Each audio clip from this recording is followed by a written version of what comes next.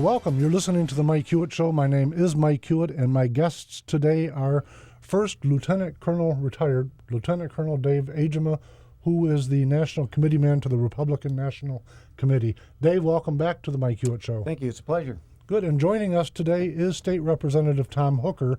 Tom, you're the state representative for the 77th District. That's correct, Mike. It's good to be here as well. Is that Byron? That's Byron Township in the city of Wyoming. Very nice.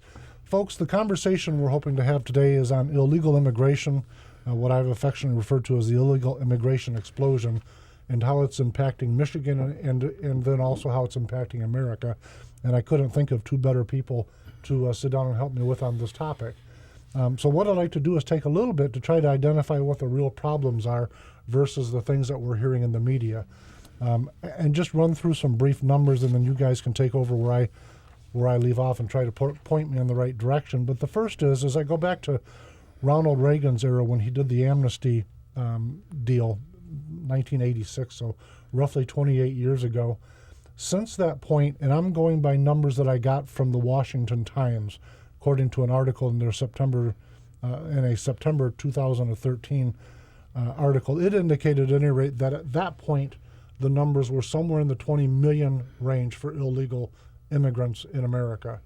Now, assuming that number is right, and I'm going to guess it isn't, I think the number is probably closer to 50. That's just what my gut tells me. But whatever the real number is, if I use 20 million and try to back that up again a little bit, just to try to get my head around it, that's roughly equivalent to the entire population of Michigan, Indiana, and Ohio combined. Yeah, I think the issue you have to look at there is Obama's administration is saying basically they have 11.7 million. Well, you know and I know that that's not accurate. But using his own figures, I think his OMB said that if those people are allowed to stay and then they get to take their relatives and their wives and so forth and their kids, in 10 short years, 1 decade, you'll have close to 50 million more people in the United States. If your numbers are right and my numbers, I believe there's somewhere between 25 and 30 million, then that number will be 100 million. Right. You know, you won't recognize America. There's only 317 million people in the United States now.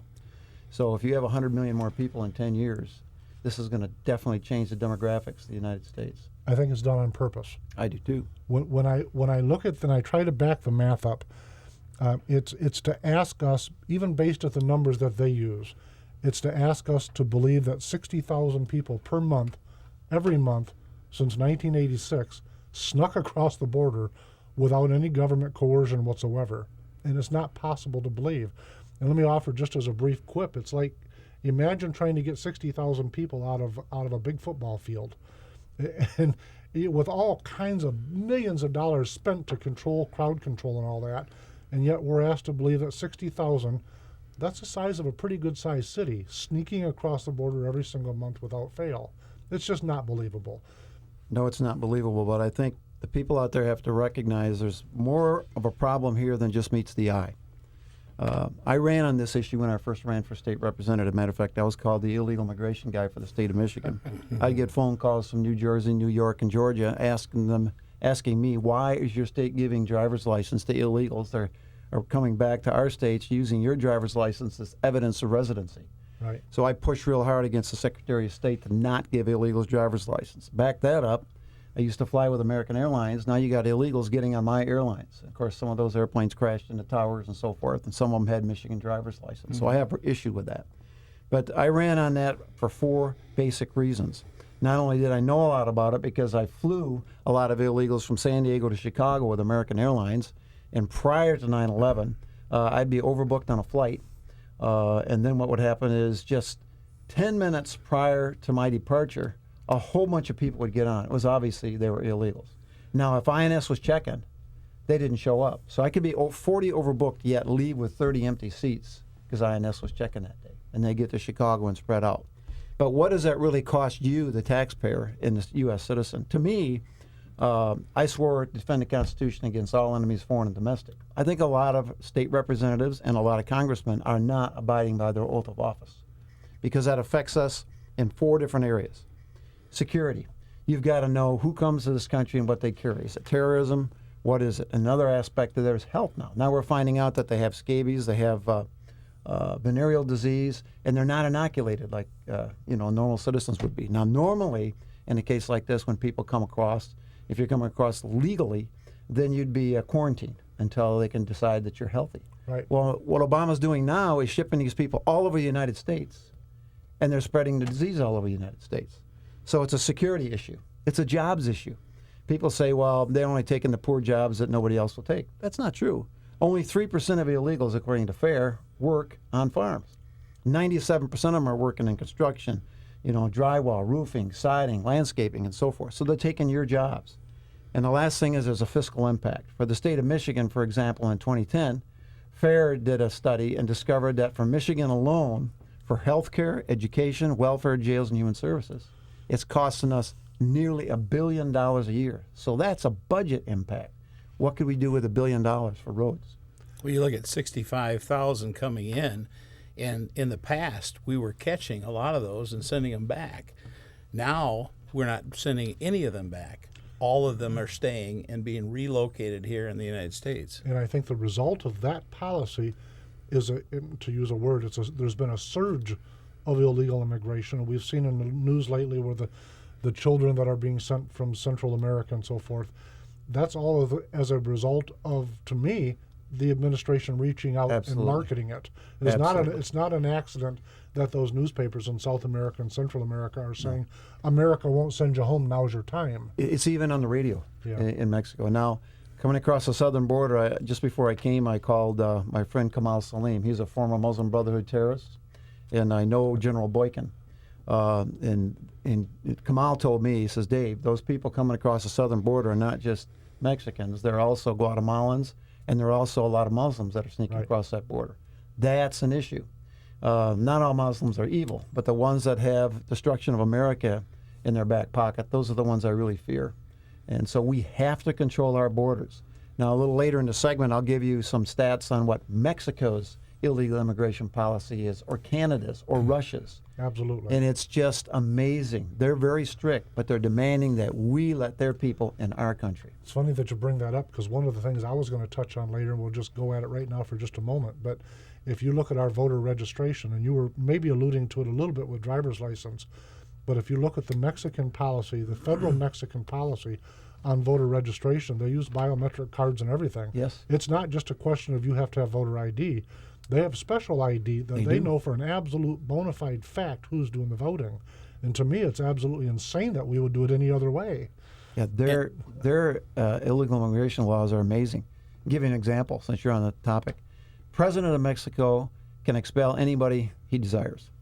They can't participate in any political affairs, or even if you're a foreign national, nor can you wave your foreign flags. You cannot serve in the military or any sensitive positions in Mexico. Only native-borns can be pilots, skippers, harbor masters, airport supervisors. Foreigners must carry proof of legal status. Native-born Mexicans can make citizens arrests on illegals. I thought that was very interesting. And all citizens must carry a citizen ID card, just like you said. Foreigners cannot be an economic burden to society, i.e. they can't be on any welfare. And they must provide for their own health care. And police can arrest anyone without papers. And the government will bar forgiveness if they upset the equilibrium of national demographics. Incredible. So what that means, if you have a whole group of people, like Americans or whoever they be in a certain section, they say, nope, you aren't going to do this. And they just stop it and deport you. Us, we fund it. Yeah. And the difference is, instead of sending them home, we're relocating them in about 100 relocation camps in Michigan right now, or in the United States. And of those 100, they're now all booked or full. So we're bringing in some of those, what they call undocumented alien children, into military bases. And we're actually, considering reopening military bases that were closed to relocate these children. To put them. We're also we're paying for, or we're sending out bids, I guess you might say, for groups that will in fact take up to 65,000 children per year and house them, provide legal counsel to them, feed them, all at our taxpayers' expense. You know what's fascinating is a lot of folks in Michigan, I think they think we're far enough away from the southwestern corridor that is not in effect on us. Oh, But, not you know, true. when I just and maybe my numbers are wrong here. I got this number I'll share with you. I got from the Detroit Free Press. They suggested that there were approximately 150,000 illegal immigrants. They called them undocumented residents. I love that term. They got a whole bunch of little political correct ways of describing it, but they say 150,000 undocumented residents are within the borders of Michigan. And so then I look at Michigan by population, cities, and that would make it, if you say they're a city, they would be the third largest city in the state of Michigan. And you have to stand back and say this stuff is not happening by accident. But you got to back up a little bit. One thing I want any Hispanic people out there to know is that we don't hate Hispanics. No. The problem is you can't differentiate between Hispanics and anybody else. So anybody that comes here illegally must be stopped. And there was 3 other things I wanted to bring up, or 2 at least. Mexico also does not take any physically or mentally handicapped people. That's another thing. I thought that was They don't want a financial burden. No. And if you're caught the first time, it's 2 years in jail. Right. Second time, it's 10 years in jail. And what Mexico does, it puts their people first Right. over any foreigner, or especially over an illegal. We don't do that. But to me, that's the proper role of government. It absolutely is. I mean, I don't know how to think about it in any other terms when I say what is the role of government. It's to serve its own people. When you talk about voting too, Right. in our voting booths, all you have to do is have a little checkbox that says, yes, I am a citizen. There's no second checkup on it. There's no background check. There's nothing. If you check that box, you're a citizen. Right. Good to go. Good to vote. Good to vote. We Good to did a vote. little analysis. I say we, the Republican Party did, and we figured that about 70% of the illegals that come into the country, when they get a chance to vote, are going to vote Right. Democrat. Oh, yeah, absolutely. 30% will vote Republican, they think. The good thing about most of the Hispanics that are coming into the United States is they're at least usually a Christian people. Right. They're Catholic, which is good. I'd rather have that than radical Islam, Right. because radical Islam is sworn to our destruction. Yeah, it's to the point you made a little bit ago. It isn't the people that's the problem. It's the politics of what's taking place. Absolutely. And I think that's something that's got to be. I mean, one of the things I wanted to touch on is, to me, there's an agenda at play, but there's some multiple agendas at play. Whatever the United States' agenda is that I can't get my head around, so a question has to be, if I were looking at this from the point of view from Mexico as a government, what's their agenda? Because clearly they're passing out literature. This is how you can get social programs in the United States. This is how you can defeat ICE. This is how you can. Yes. So I stand back. Are they trying to get rid of the people that are economic burdens to them? What is their agenda? Or are they trying to annex part of the United States without firing a shot? I think their issue is twofold. One, they're having trouble with their economy. Right, 2, they're not only just handing out pamphlets, they're also doing radio ads. right, And they're being told if you come in the United States, you'll get to stay. right. So that's why you see all these kids coming to the border right now. Now, it tugs on the heartstrings, and that's what they're Absolutely. planning on. Right. Let's hit the hearts of these people. What they got to understand is, I think it was Eisenhower, Hoover, and Truman. They actually got rid of and deported between the 3 of them, 15 million illegals to make jobs for the military guys when they came back. So what are we doing right now? Our military guys come back, can't find a job. We got our own people that can't find a job.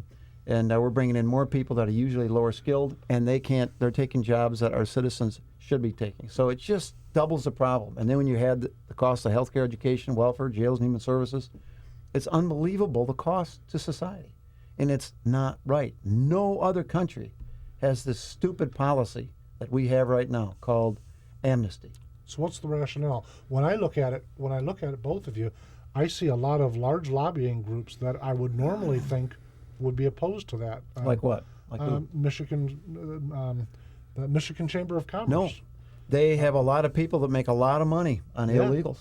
I mean, look at your construction. Just a few years ago, if you'd have gone down on your construction jobs and your roads, Yeah. and those are pretty good paying jobs. A lot of Michigan citizens like to have those. Sure. And they hire a ton of illegals. Because they're paid less. And I know some of the guys that say, I can't prove it, Dave, but I can't outbid this guy for pouring concrete because he hires illegals and pays them $5 an hour less than I have to. And one of them was at the Grand Rapids Airport. You know the sad part about that from a social economic point of view, it is America recreating an underclass society. And to me, that's morally just despicable that we would purposely import people with an agenda to financially use them in a way that we can't use our own citizens. I find that deplorable. There was a Catholic priest that wrote a book, The Immorality of Illegal Immigration. And I read that book, and he was originally very much in favor. I can't remember the name of the guy, but if you look that book up, you can find it out. He said, I thought I was really doing the Lord's work because I was taking these illegals into my church. What I discovered was, one, people were coming across the border, leaving their families there. Yep. They'd come here and marry another family. Right. Then they'd stop making payments back to Mexico. But then what I forgot to see or didn't see was the fact that this guy was now taking a job from a U.S. citizen, and that U.S. citizen lost his job, and he went on welfare. Right. So he says, I was destroying two families Right. by encouraging this. The entire argument that says they're taking jobs that people won't. I'm reminded I watched an auto dealership get built here just a few years ago, and when the drywall team came in, nobody there spoke English, and I thought, wait a minute, I used to do drywall. A lot of Americans would be darn wishing they could have a good drywall. It used to be considered a very good paying job, and it's immoral. Well, not only that, I mean, even our legislators, now he's a legislator I used to be, I tried to get passed in the state of Michigan E-Verify for just state employees and subcontractors and contractors, which Right. means we want to make sure that the people working for our government jobs are here legally, so U.S. citizens get those jobs. I could not get that bill passed, even though I was promised by the Speaker of the House for a vote. He'd never allow me a vote. It was because of the pressure of the Chamber of Commerce. It was because of the Farm Bureau putting so much pressure on those individuals. I've got a bill right now, E-Verify for social services. You would think food stamps and welfare or bridge cards should only go to our American citizens, but you can't E-Verify. The federal government won't allow you to E-Verify the fact that they're in fact citizens of the United States here legally. I can't get my head around the concept that we can't confirm who we're talking to. Folks, we're going to go to a break, and we'll be right back in just a moment.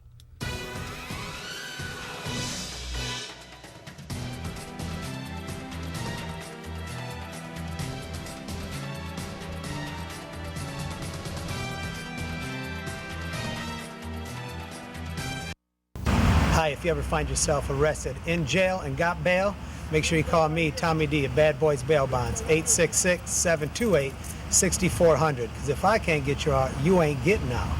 I've made a discovery. The down-home community our grandparents loved is still here. Seriously, that's what you'll find at Renegade River in downtown Spring Lake. You might be looking for a new or used hunting rifle or something for personal defense. Maybe a DNR sport license or fishing supplies, personal and home defense, hunting, Army, Navy supplies, fishing, survival gear, and even a tools and guy stuff consignment department. You'll be greeted by low prices and quick professional service provided by shopkeeper Mike Hewitt. If you're not in a hurry, grab a cup of coffee and join in the conversation. Renegade River, firearms, hunting, personal protection and survival gear, going camping, or looking for emergency products. Come take advantage of the prices while meeting up with old friends and making new ones. Renegade River, next to the police station in downtown Spring Lake, or go to the website renegaderiver.com.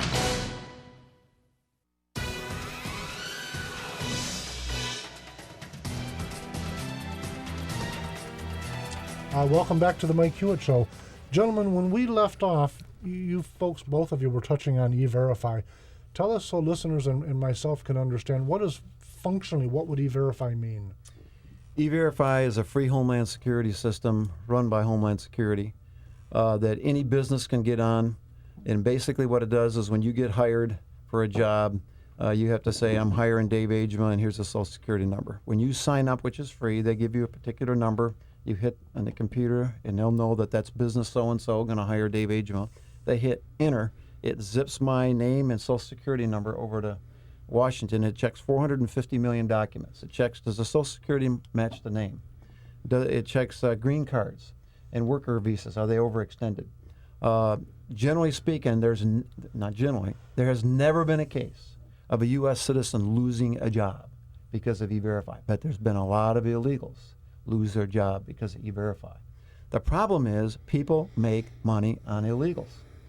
And if they can make a bigger profit, they'll do it. So that's what E-Verify is. Tom Hooker here now has my bill, which I'm thankful for. And anything you want to add to that, Tom? Well, obviously, to try to keep illegals from getting the free services, to getting the welfare benefits that are meant for our citizens, people that paid into that system, that when they go through a difficult time. In my district, I have one of my school districts has 70%, and again, I'm not against Hispanic people, but 70% Hispanic, 44% of them, according to the superintendent, know little or no English, which means that probably, well, almost without a doubt, their parents speak no English. In 2 other schools in my district, it's about a third of the students in the same situation. One of my schools has 20 different languages spoken in the school as the native home language, and in East Kentwood, not far from me, it's about 63 different languages. And we've got to educate those people. I want to come back to that because I think that's huge. But before I leave the E-Verify, I want to just make sure I understand. The pushback against this is the fact that companies are making money off of lesser wages. Is that what we're saying? I think that's the biggest issue. Yeah, I just can't understand how anyone rational that has a conscience or is honest what they will would try say to no to that. what they will try to say is, well, this is taking more information from the public. It takes no new information. No, The government already knows your you're Social checking Security against number. existing information. Exactly. So if you were trying to advocate, I tend to be a little bit of a libertarian. So if I were listening to you and I thought you were trying to glom more of my private information, No more private. I'd push back. But that's not what I hear No. you say. No. So what actually happened is, when I was a state rep, I was promised by the speaker a vote on this. Right? He put it in a committee, which the committeeman had no intention. Was that Speaker Johnson? No. Okay. That was Bolliger. Okay. He put it in a committee where that chair of that particular committee was going to make sure a vote was never allowed out of that committee. So I discharged that bill to the House floor. Right. Now, if your bills are not being taken up like they should, as a legislator, you can say I discharged this bill to the floor, and then they're supposed to vote on it. Right. And I did the same thing for the American Law for American Courts, which basically eliminates foreign laws in our courts. But that bill was never taken up, and a vote was never allowed. They waited till after the election, and then they just buried it and never let the bill come up for a vote. See, now that's almost as ugly as having a speaker that would cause a minority of the majority party to vote with the minority party, Yeah, that's what's going on. which was the ugliest politics I've seen in state politics in a very long time. But listen, I want to go back to you if I can for a minute, Tom. Tell me about the multiple languages. And the reason, let me tell you the tact I'm taking when I heard you, and then you can tell me if I'm all wet. I believe 100% in immigration. My folks came here in 1881. I think that the beginning of this show on television, I don't know if it's still there or not, there was a picture of the boat my family came over on in 80. And I tell you that because I'm not opposed to immigration. Me It goes to your point earlier, Dave.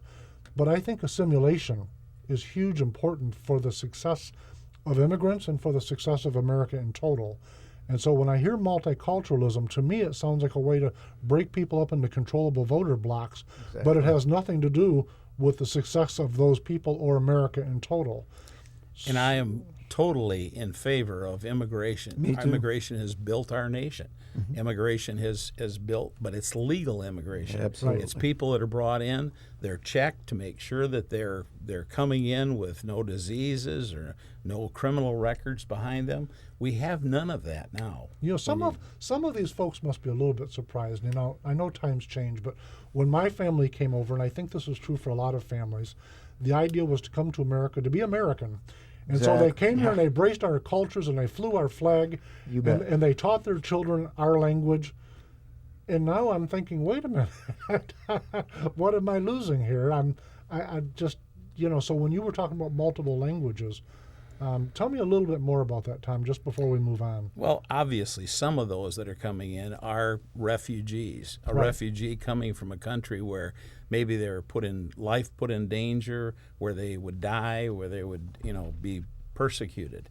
That's a different story. Right. But when somebody comes in illegally and you have to educate them, you have to find ways to teach them to teach them English.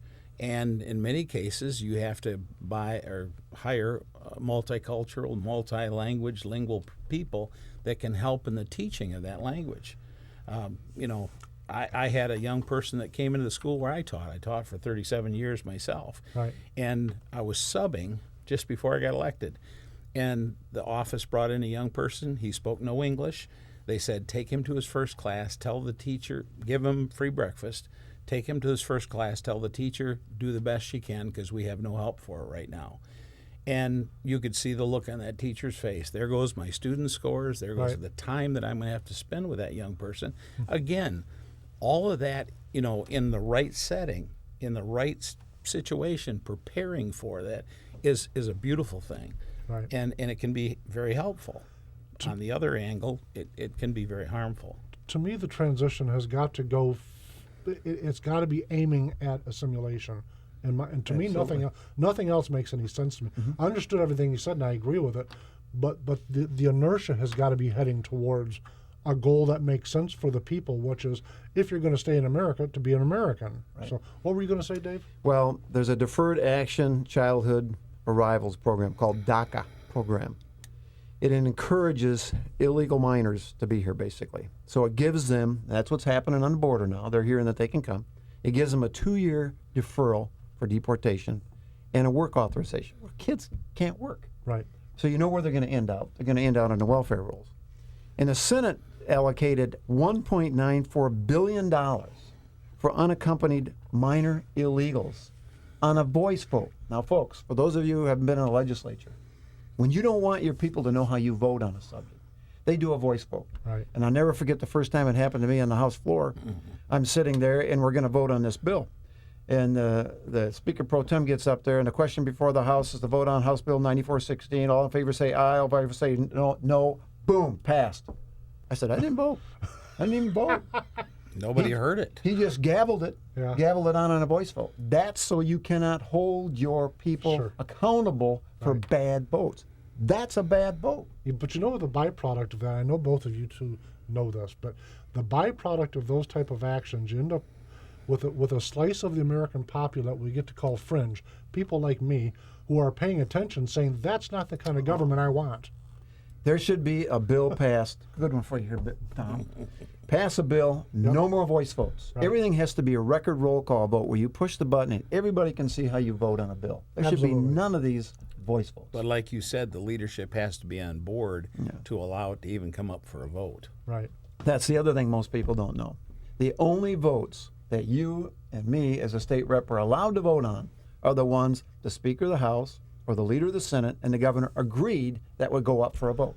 But here's the thing that gets me on that topic. I know we're way off the topic here, but you're touching on some issues that are kind of potent to me, because I sit back and I look at the current Speaker of the House, just as an example, or let's pick one out of the past so we don't get into the political weeds here. But I gotta tell you, I look at the House caucus and think to myself, what were you folks thinking to vote for this moron as your leader? Honest, to me, he's not even a Republican. That's just me. I don't want to put words in your mouth. That's how I see it from the outside looking in. Well, you probably know I was one of the ones pushing for a part-time legislature. Yes.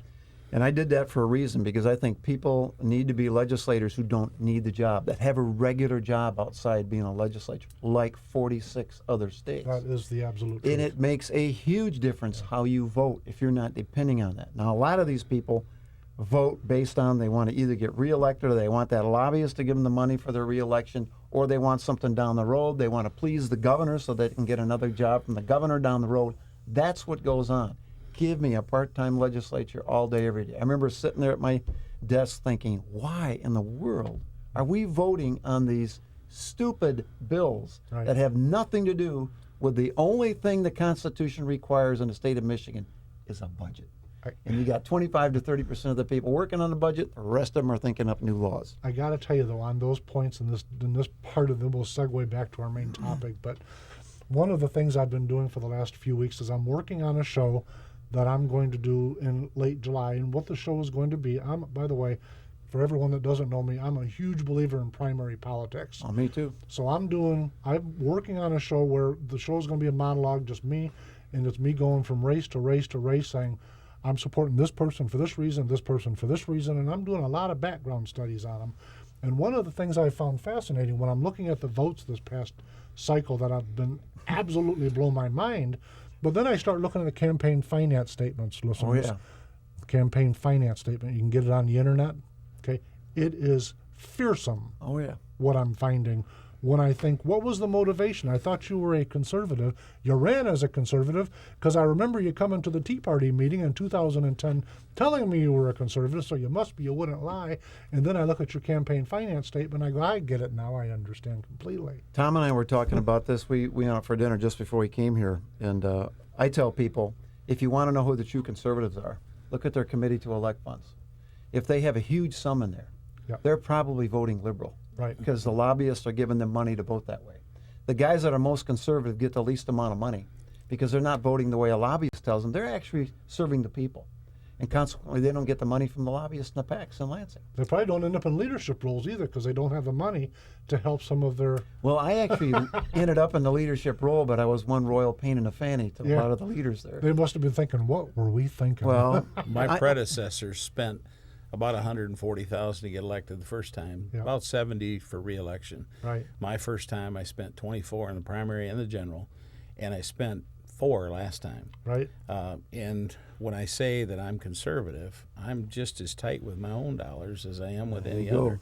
I put in a good third of what I put in is spent in my election. So, I'm committed to being a fiscal conservative even in my own primary campaigns. I think a lot of it is does a person have a sense of core values or not? Exactly. Okay, and once upon a time, you and I had a meeting for breakfast, Dave, and it was talking about a race I was contemplating being in. And the question you posed to me is if and I won't get into the specifics, but if your campaign fund is short and someone's offering you X dollars, if all you got to do is do one vote, where are you at? And that's got to be a daily question. And if you're a legislator and you're watching my show, if you're there and you can't look yourself in the mirror, maybe you shouldn't run again. It's just that simple to me. It's called integrity. It really is integrity. It's It doing what's absolutely right is. when nobody else is looking and doing Exactly. what's right when nobody else is doing right. Yeah. And I'm going to say this, and Tom Ike will agree, those are a minority. Oh, absolutely. And you can see it in their votes. You can look back and say, okay, I remember you campaigned on that, and that's what you're doing. But you can also see the people that campaigned on that, and that's not what they're doing. And it's almost always very, very recognizable. But listen, one of the things on topic that you mentioned in the first segment, Dave, is you talked about prisons and costs to society. I put a little bit of my notes here: prisons, healthcare, schooling, and the fact that a lot of these folks are not contributing, at least in all of the mechanism taxation that we have. You want some stats? Yeah. You can Google this. 19 very disturbing facts about illegal immigration that every American should know. 57% of all households that are led by an immigrant, either legal or illegal, are enrolled in some type of welfare program. According to one study, the cost to U.S. taxpayers of legalizing current illegal immigrants will be approximately $6.3 trillion over the next several years. The Obama administration has distributed flyers that tell illegal immigrants that their immigration status will not be checked when they apply for food stamps. The Department of Homeland Security says that it has lost track of 1 million people that have entered the country, but they appear never to have left. 1 out of every 5 children living in Los Angeles has a parent that is in the country illegally. In one recent year, taxpayers in Los Angeles County paid $600 million on welfare. Thanks to illegal immigration, California's overstretched healthcare system is on the verge of collapse. Dozens of California hospitals and emergency rooms have shut down because nobody's paying the bills. U.S. taxpayers pay $12 billion a year on primary and secondary school education for children of illegal immigrants. It's estimated that illegal aliens make up approximately 30% of the population in federal, state, and local prisons, and the total cost of incarceration is more than $1.6 billion annually. The federal government actually has a website that teaches immigrants how to sign up for welfare programs once they arrive in the United States. The Obama administration recently introduced the first unmanned border stations along the Texas-Mexican border. The Obama administration had sued individual states, Arizona, that have tried to stop this illegal immigration. According to the FBI, there are approximately 1.4 million gang members living in our cities. Illegal immigration has been one of the primary factors that has fueled the growth of these gangs. Mexican drug cartels makes approximately $6.6 billion a year exporting illegal drugs to the United States. And it's an open secret that Mexican drug cartels are openly conducting military operations inside the United States. According to the Justice Department National Drug Intelligence Center, Mexican drug cartels were actively operating in 50 U.S. cities in 2006. By 2010, that number has gone to 1,286. Overall, more than 55,000 people have been killed in drug-related violence in Mexico since 2006. That same level of violence will eventually show up in major U.S. cities unless something is done. And it's being projected that the Senate immigration bill will bring 33 million more people to the United States over the next decade. Now, with all those stats that you just heard, if you think this is a good plan, folks, you're going to go broke. We're going to go broke. And it's going to hurt you individually or your kids or your grandkids. It's so obvious. Is it designed to be unsustainable? I think it is. Because when I sit back and look, anyone with, just a kid's calculator can sit back and say, this is not sustainable. No, it's not. But And yeah, we're already overspending our budget by close to $1 trillion every single year, adding to our national debt. Well, they're printing $1 trillion. but more than 50% of the political mechanisms in America are advancing it, not retreating from it, which I find just mind-boggling. Listen, we've only got a couple seconds of this segment left. Can either one of you tell me your thoughts briefly on the drop-offs that are taking place? We're right now down on the Texas border. They're hauling people and dumping them off all as far away, by the way, as Massachusetts. Actually, they're taking them to, I've heard, Lakeland, Fort Sill, Haviland, Haskinen, Massachusetts, Air Force bases, before they can be relocated, because all the relocation camps in the United States, the 100 of them, are full. Now, the question is, what should have happened? When we come back from break, I want to talk about what things we can do, because to me, I think they should be relocated, but I think they ought to be relocated back to wherever they came from in the first place. Amen. Folks, we'll be right back.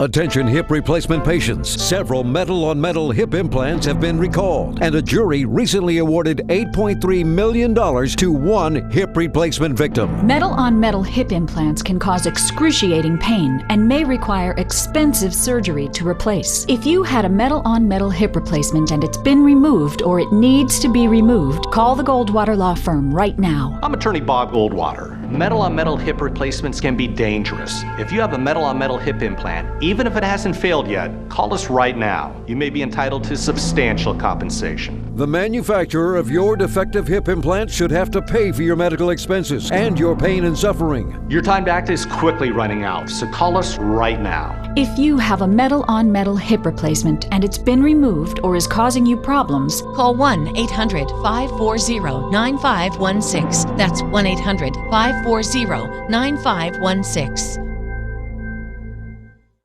I've made a discovery. The down-home community our grandparents loved is still here. Seriously, that's what you'll find at Renegade River in downtown Spring Lake. You might be looking for a new or used hunting rifle or something for personal defense. Maybe a DNR sport license or fishing supplies, personal and home defense, hunting, Army, Navy supplies, fishing, survival gear, and even a tools and guy stuff consignment department. You'll be greeted by low prices and quick professional service provided by shopkeeper Mike Hewitt. If you're not in a hurry, grab a cup of coffee and join in the conversation. Renegade River, firearms, hunting, personal protection and survival gear, going camping, or looking for emergency products. Come take advantage of the prices while meeting up with old friends and making new ones. Renegade River, next to the police station in downtown Spring Lake, or go to the website renegaderiver.com. Hi, if you ever find yourself arrested in jail and got bail, make sure you call me, Tommy D, at Bad Boys Bail Bonds, 866-728-6400. Because if I can't get you out, you ain't getting out.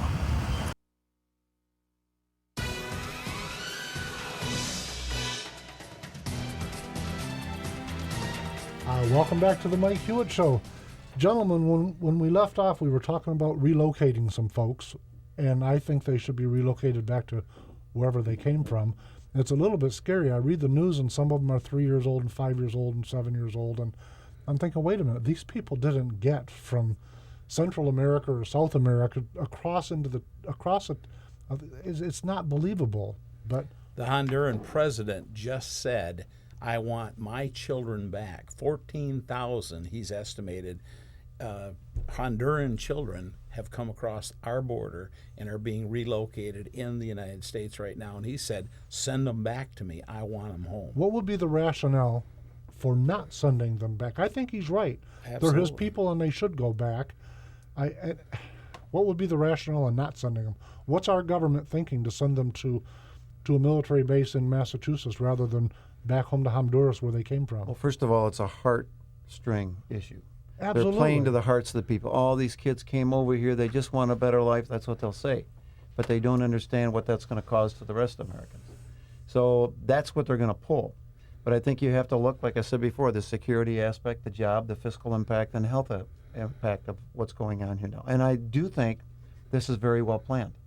When it happened in 85, 86, where you talked about it, it doubled our problem. Right. So when they start hearing that we're going to allow these people to stay in amnesty, they come flooding across the borders. Right. No country, we cannot sustain everybody that wants to come here and get on our programs. And it's going to make us a third world country. But is that the goal? I look at the Obama administration, and I'm not trying to make a partisan statement, but when I sit and use because you can see what's happening, we can all debate what's happening. It's pretty, you can write it down on paper. Numbers are numbers. Sure. But when I get to the bigger question, which is the scary part, and that's why, since we all can see what's taking place, why is he doing it? My mind goes back to like when he gave the arms to the Mexican drug cartel with the idea of impugning my Second Amendment. Now, there's no question why that was done. So I think, okay, is this just looks, to your point, it looks sad and it tugs on my heartstrings to see these children in that circumstance. Is he doing that just to erase the border? What's the goal? Well, this time you probably have a different perspective, but I think Obama is an outstanding, excellent person in creating crises. And when he creates a crisis, he diverts attention away from other issues. I mean, you got Benghazi, IRS, NSA, you name them. There's Right. just a host of points where he has lied as administrator. They just lost all the emails. Right. It's not believable. People that are in the computer business say that's not possible to Right. happen what's happened. So I think he uses these to distract the American people from important issues that he's trying to flee from. I think it's also to force the legislature to pass an immigration reform Yes, act. absolutely. And that's the goal right there, This- to make sure that we pass something, and you've got a crisis that forces that issue. Right. That's probably the real goal. I agree. Yeah. Just amazing because, again, like we've kind of talked about, the math doesn't work. No. And when you look at the social economic sides, prison, etc., it's overwhelming. It's staggering. Our 150,000 will bloom to 300,000 within the next 5 years here in Michigan. Oh, sure. We've got an outstanding Christian service organization in Grand Rapids area that currently, and it was brought out in a news article back in 2013 by Ken Coulter in MLive and in the Grand Rapids Press, and he exposed the fact that we had literally hundreds of young people coming in that were at $11,000, federally funded $11,000 per pupil. It was live-in type school settings with a boarding school type situation, and they had all of their, they were educated, they were fed, they were clothed, and they had legal services to work on their legal status. So what did that boil down to? It's called the almighty buck. It does. It is about money. In the end, it's about money and power, because I think the folks on the left want it's really kind of an ugly marriage when I think about it, because the folks on the left want a greater voting bloc, and this will certainly add to it. And some of the folks that say they're on the right are looking for cheap labor, and that is just, to me, an ugly marriage.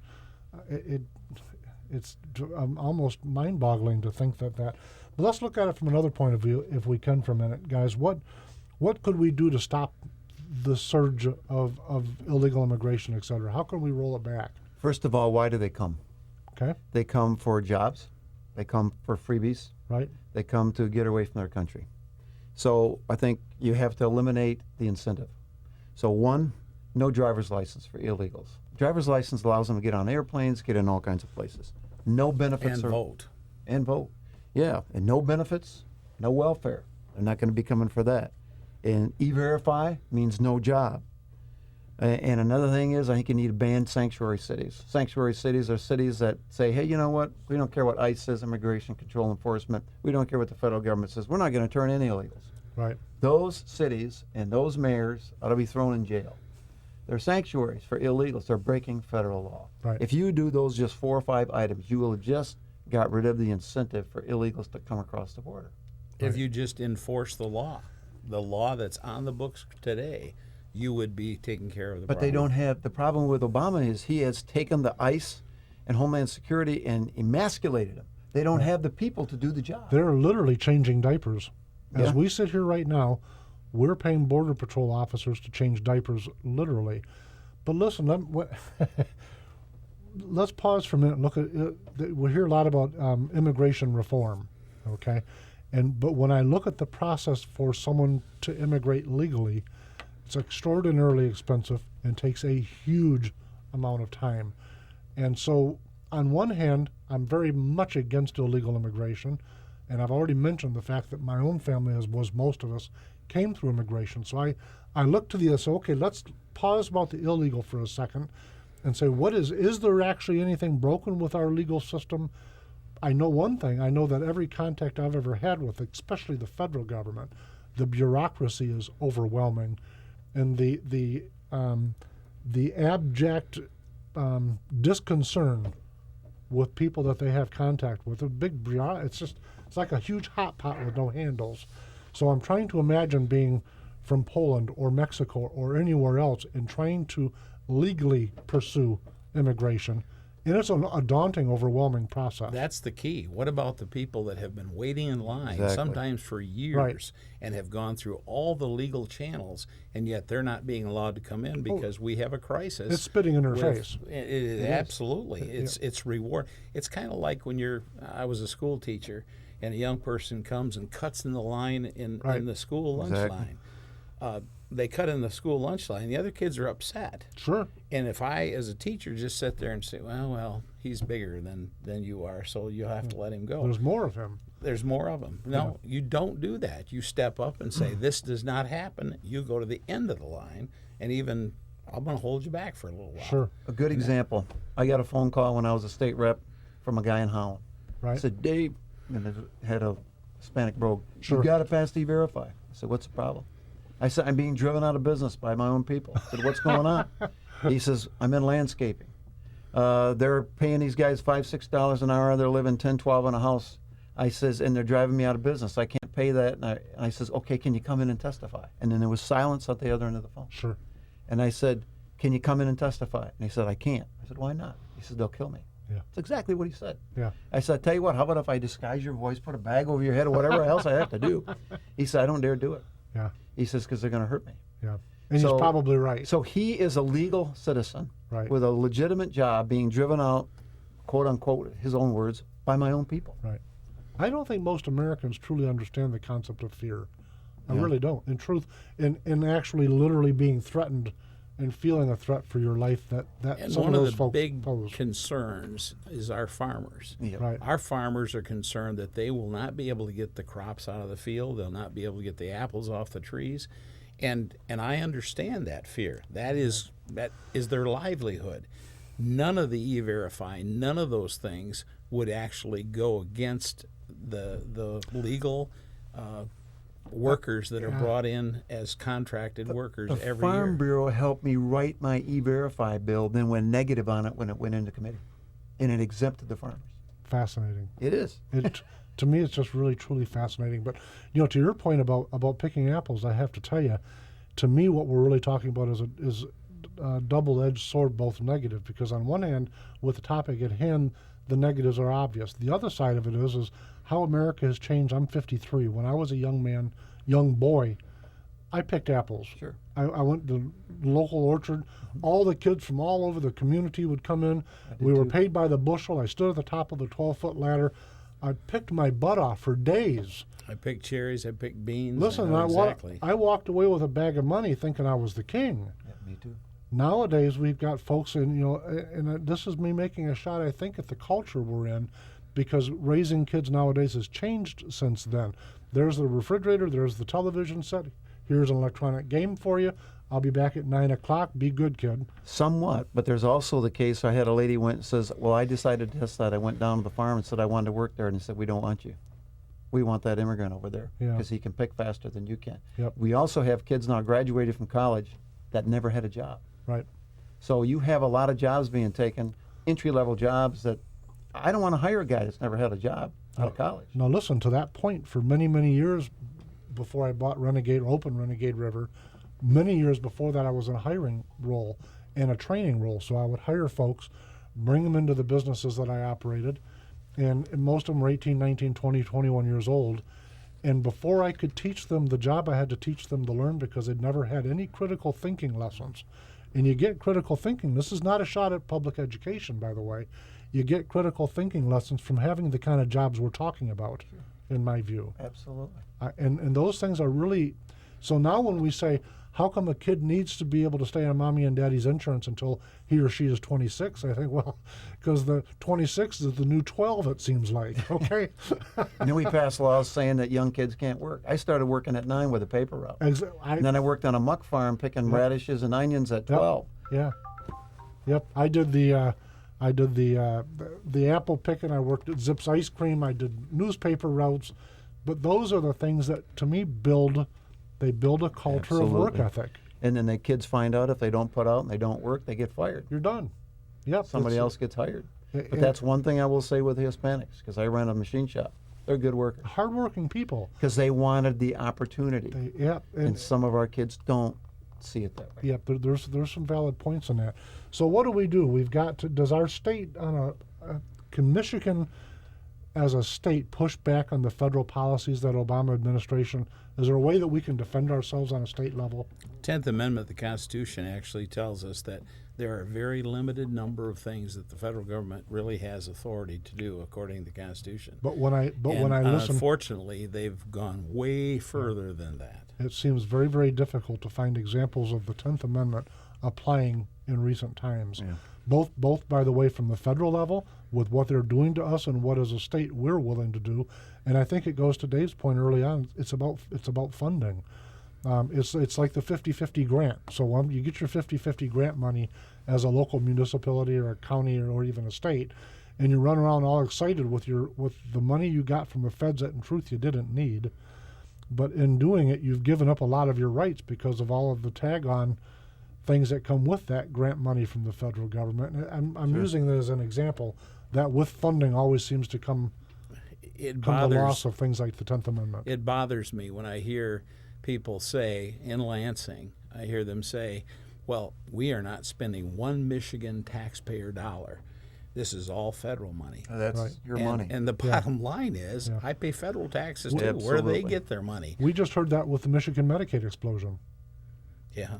Oh, we got 700,000 more people on Medicaid in the state of Michigan. And Norm Hughes told me, I was on your show, I think, when he said that if you're a family of 6 now, a husband, a wife, 4 kids, you can qualify for Medicaid making $90,000 a year. Yeah. What's wrong with that picture? Yep. But what they don't tell you, when you die, they're going to come in the back door and say, we spent $300,000 on you, we're going to take it from your state. It's a clever way to segue us towards single payer. Absolutely. Another topic. But listen, folks, a handful of things. First off, you can watch the show tonight on TV 49-1 or on Comcast channel 397. I did it this time, Oscar. And you can see us on or hear us on iHeart. Right now, you've probably been listening, and again at midnight tonight. Tom, is anyone? You've got a campaign going? I don't have a primary opponent. I have a general election. If someone wanted to reach out to you, how could they get a hold of you? I have I call my home. My number's in the phone book, 878-9494. And I'm the Republican National Committeeman. I've been attacked because I've been conservative. I've stood up against homosexual marriage. I've stood up against illegal immigration.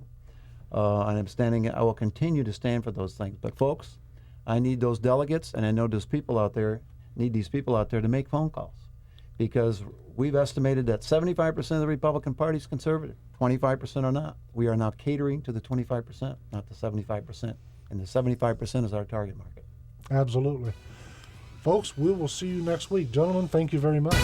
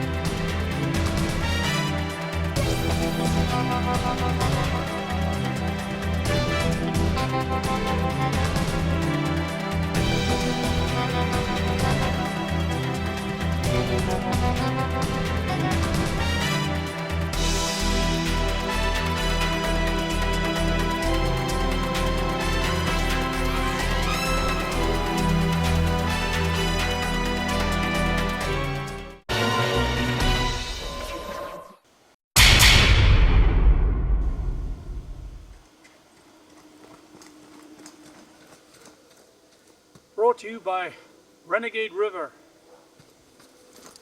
Hi, if you ever find yourself arrested in jail and got bail, make sure you call me, Tommy D, at Bad Boys Bail Bonds, 866-728-6400. Because if I can't get you out, you ain't getting out. I made a discovery. The down-home community our grandparents loved is still here. Seriously, that's what you'll find at Renegade River in downtown Spring Lake. You might be looking for a new or used hunting rifle or something for personal defense. Maybe a DNR sport license or fishing supplies, personal and home defense, hunting, Army, Navy supplies, fishing, survival gear, and even a tools and guy stuff consignment department. You'll be greeted by low prices and quick professional service provided by shopkeeper Mike Hewitt. If you're not in a hurry, grab a cup of coffee and join in the conversation. Renegade River, firearms, hunting, personal protection and survival gear, going camping, or looking for emergency products. Come take advantage of the prices while meeting up with old friends and making new ones. Renegade River, next to the police station in downtown Spring Lake, or go to the website renegaderiver.com. Hakuna Matata, what a wonderful phrase, because it means no worries. With Highway 146 at a very special edition, This formerly free TV channel has been confiscated by the federal government, so a wireless monopoly can begin sending you another monthly bill. Don't let this happen to you. Go to savelptv.com to keep TV free.